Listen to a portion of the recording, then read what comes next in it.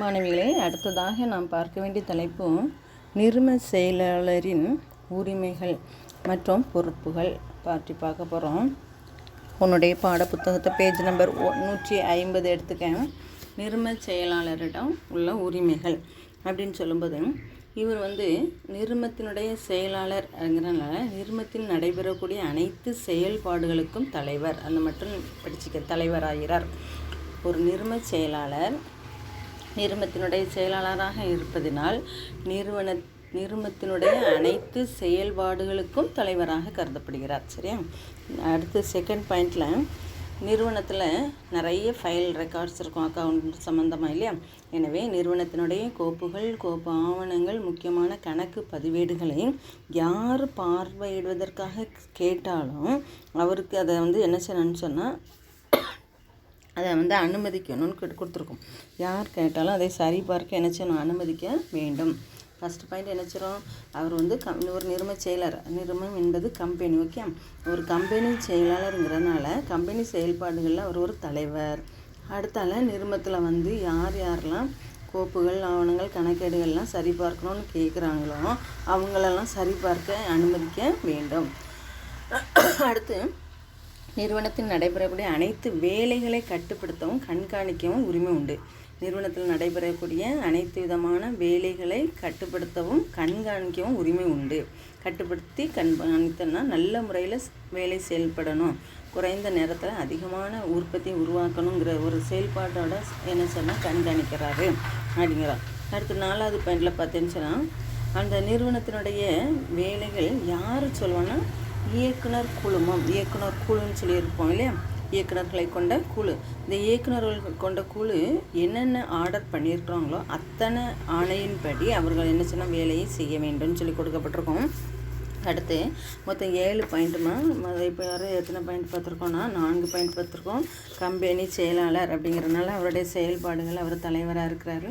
நிறுவனத்தில் யாரெல்லாம் நிறுவனத்தினுடைய கோப்பு ஆவணங்கள், கணக்கேடுகளை சரிபார்க்கணும்னு கேட்குறாங்களோ அவங்களுக்கெல்லாம் என்ன செய்யணும்னு சொன்னால் வழங்க வேண்டும் இல்லையா? அனுமதி வழங்கணும். அடுத்து நிறுவன பதிவாளர்கிட்ட நிறுவனத்தில் நடைபெறக்கூடிய அனைத்து வேலைகளையும் கண்காணிக்கவும் கட்டுப்படுத்தவும் செய்யணும்னு சொல்லி கொடுக்கப்பட்டிருக்கோம்.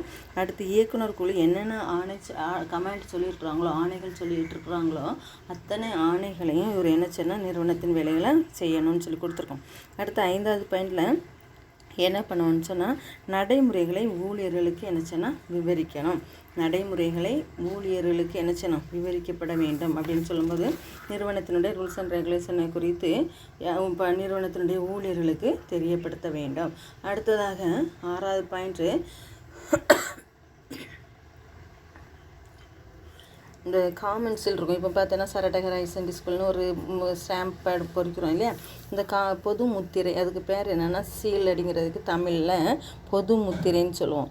சரி, அந்த ஸ்டாம்ப் பேடை இயக்குனர் எங்களை இப்போ பாரு ஹெச்எம்கிட்ட நம்ம ஒரு சர்டிஃபிகேட்லாம் அட்டஸ்டேட் பண்ணுறான்னா ஹெச்எம்கிட்ட பெர்மிஷன் கேட்டு ஹெச்எம்எஸ்னா தான் பிரியாக்கா எல்லோரும் பண்ணுவாங்க. பத்திரிக்கை ஆஃபீஸ் ஸ்டாஃப் யாராலும் உனக்கு சீல் பண்ணி கொடுப்பாங்க இல்லையா? அதே போல் இயக்குனர்களுடைய அந்த வழிகாட்டுதலின்படி பொது முத்திரையை என்ன சொல்லலாம் அனுபவிப்பதற்காக பொது முத்திரையை பயன்படுத்துவதற்காக என்ன சொல்லலாம் இவருக்கு அனுமதி உண்டு. ஓகே, அதான் அவருடைய உரிமைகளை பார்க்குறோம். ஃபஸ்ட்டில் கம்பெனி செயலாளருங்கிறனால தலைவராக இருக்கிறாரு.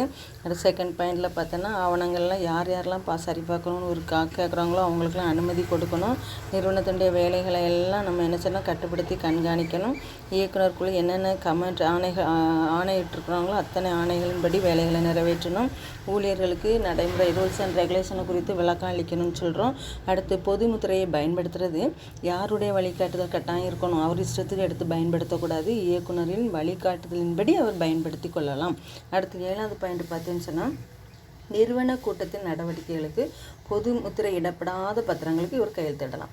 சப்போஸ் சில சின்ன கடிதங்களுக்கு இப்போ ஒருத்தர் ஒரு ஊழியர் ஜஸ்ட் 1 ஹவர் பெர்மிஷனில் போகிறாரு அப்படின்னு சொன்னால் இவர் அதுக்கு ஸ்டாம்ப் பேடு தேவையில்லை, இவரே கையெழுத்திடலாம். எனவே அதாவது நிறுவனத்தினுடைய சின்ன நடவடிக்கை, கூட்ட நடவடிக்கைகளுக்கோ எதுக்காலும் பொதுமுத்திரை தேவையில்லாத பட்சத்தில் இவர் என்ன சொன்னால் கையெழுத்திடுவதற்கான உரிமை உண்டு. பொதுமுத்திரத்துக்கு பதிலாக என்ன சொன்னோன்னா கையெழுத்திடலாம். பொதுமுத்திரை இடப்படாத பத்திரங்களுக்கு கையெழுத்திடலாம். கூட்டத்தின் நடவடிக்கைகளுக்கு பொதுமுத்திரை இடப்படாத சில தகவல் இருக்கும், நகல்களோ தபால்களோ இருக்கும். இதில் இவங்க என்ன சொல்லலாம், கையெழுத்திடுவதற்கும் உரிமை படைத்தவர். 7 வித உரிமைகளை பற்றி கொடுத்துருக்குறோம் மாணவிகளை. இதுவும் ஒரு 10 மார்க்ஸ் கொஸ்டின். ஒன்று அவருடைய கடமைகளை பற்றி கேட்பாங்க, அல்லது நிர்மச்சலனுடைய உரிமை பொறுப்புகளை பற்றி கேட்பாங்க 10 மார்க்ஸில். கொஞ்சம் பாயிண்ட்ஸ் படி மனப்பாடமாக படி. அடுத்து கம்பெனி செயலாளருடைய பொறுப்புகள் என்ன அப்படின்னு சொல்லி கொடுக்கப்பட்டிருக்கோம். இந்த பொறுப்புகள் பாருமா,